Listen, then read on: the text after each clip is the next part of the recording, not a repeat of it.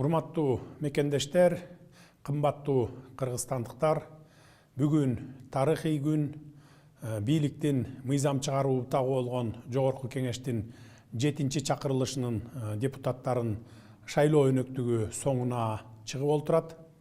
Эл керегине ушул азамат, ушул партия жарайт деп талапкерлердин калың тизмесинен иргеп, келечектеги өнүгүүбүзгө жол чаап бере турган мыйзамдарды иштеп чыгып, кабыл алчу бийлик бутагынын курамын илгери үмүт менен шайладыңыздар.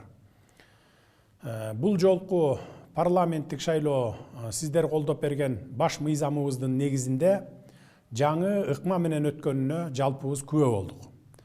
Ага ылайык партия аркылуу келген талапкерлерге да, партиясыз эркин чыккан талапкерге да добуш берүүгө шарттар түзүлдү. Тагыраак айтканда, партиялык тизмедеги талапкерди тандап алууга да мүмкүнчүлүк берилди. Элибиздин буга чейин коюп келген талабы ушундай эле. Бул ирет саясий өнөктүгүбүздү калыс, адилет, ачык айкын, таза жана тынч өткөрүп алганыбыз чоң жетишкендик болду. Өзүңүздөр билгендей, өлкөбүздүн эгемендигинин 30 жылдык тарыхында болуп өткөн революциялардын баарына бийликтин шайлоо процессине кийлигишүүсү кайсы бир партияларды күчтөп сүрөөнгө алышы себеп болуп келген.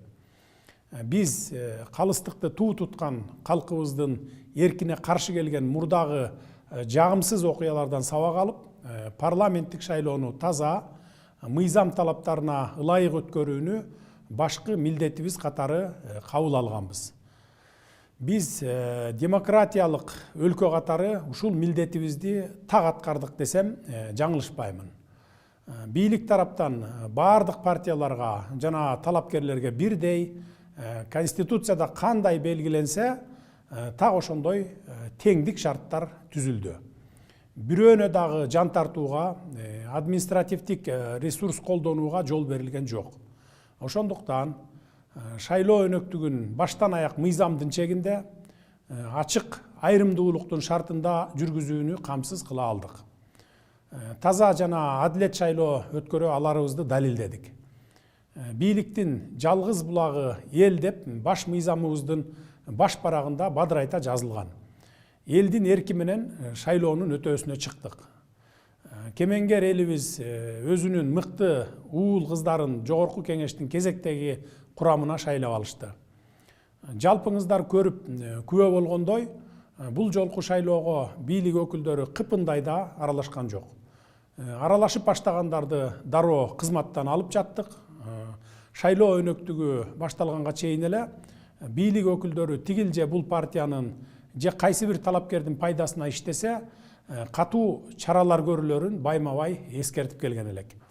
Үгүт иштеринин жүрүшүндө андай мыйзам бузуулар катталаар замат кескин, чечкиндүү кадамдарга барганыбыз ат салышкан партияларга да, талапкерлерге да чоң сабак болду.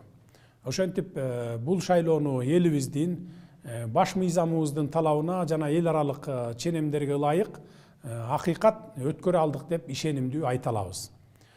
Добуш берүүнүн жүрүшүнө жана жыйынтыктарына эл аралык коомчулуктун, байкоочу миссиялардын өкүлдөрү калыс баа берет деп ишенем. Мен учурдан пайдаланып, шайлоого катышкан жана белгилүү себептер менен катыша албай калган бардык саясий күчтөргө кайрыла кетейин.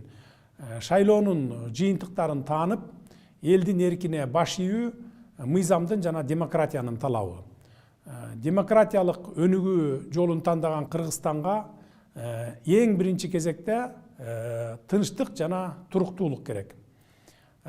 Туруктуулукту, тынчтыкты бузабыз деген ниети барларга бийлик тараптан эч кандай негиз бербейбиз. Таза жана адилеттүү иштейбиз деп баарыңарды ишендирип кете алам.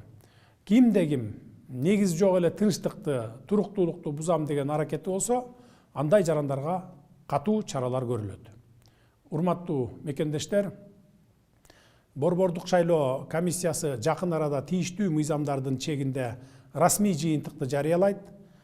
Президент, министрлер кабинети, сиздер шайлап берген партиялар жана талапкерлер менен өлкөбүздүн келечеги, мамлекетибиздин кызыкчылыгы үчүн эри шаркак болуп биргелешип иштешүүгө даяр экенин баса белгилейм.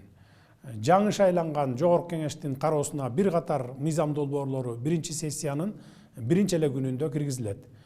Убакыт өтүп жатат, ал эми аткара турган иштерибиз арбын.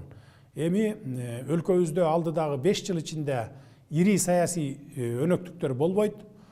Биз бул мезгилде Кыргызстандын экономикасын көтөрүүгө, элибиздин жашоо турмушун жакшыртууга багытталган иш аракеттер менен гана алек болушубуз кажет. Элибиз бизден азыр чечкиндүү жана натыйжалуу чараларды талап кылууда. Бийликтин 3 бутагы чогуу чаран иш алып барып, Кыргызстаныбыздын өнүгүшүн камсыздашыбыз зарыл. Ал үчүн жаңы шайланып келген парламенттин депутаттары менен жемиштүү кызматташып, албан ийгиликтерге жетишебиз деген ишеним чоң. Элибиздин үмүтү да, көксөөсү да, күткөнү да ошол. Жергебизде ар дайым тынчтык болуп, береке кут болсун. Элибиздин ынтымагы, мекенибиздин бүтүндүгү бекем болсун.